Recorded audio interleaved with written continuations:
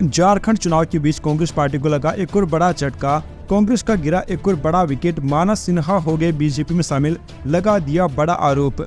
झारखंड कांग्रेस के पूर्व कार्यकारी अध्यक्ष मानस सिन्हा सोमवार को भारतीय जनता पार्टी में शामिल हो गए। इससे विधानसभा चुनाव प्रचार के बीच कांग्रेस के लिए बड़ा झटका माना जा रहा है।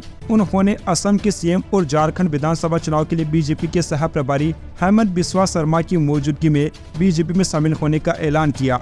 झारखंड विधानसभा चुनाव के प्रचार के बीच मानस सिन्हा के इस फैसले से इंडिया गठबंधन के खिलाफ बीजेपी को मजबूती मिलेगी।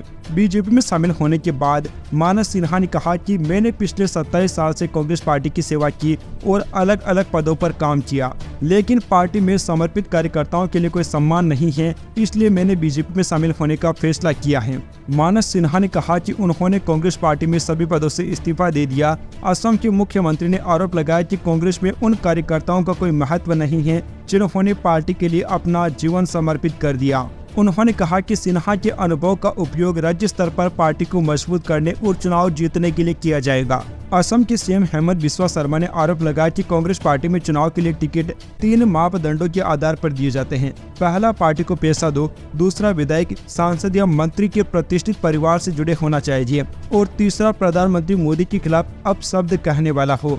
झारखंड के मुख्य निर्वाचन अधिकारी सीईओ को हटाने की झारखंड मुक्ति मोर्चा की मांग के सवाल पर हेमंत बिस्वा शर्मा ने कहा कि यह शायद पहली बार है जब कोई सत्तारूढ़ पार्टी किसी अधिकारी को हटाने की मांग कर रही है। उन्होंने कहा कि अधिकारी को सत्तारूढ़ सरकार द्वारा नियुक्त किया गया है और वे उन्हें हटाने की मांग कर रहे हैं। वास्तव में वे चाहते थे कि अधिकारी राजनीतिक रूप से उनकी मदद करे, लेकिन ये हो नहीं पाया। Subscribe now and press the bell icon. Never miss an update.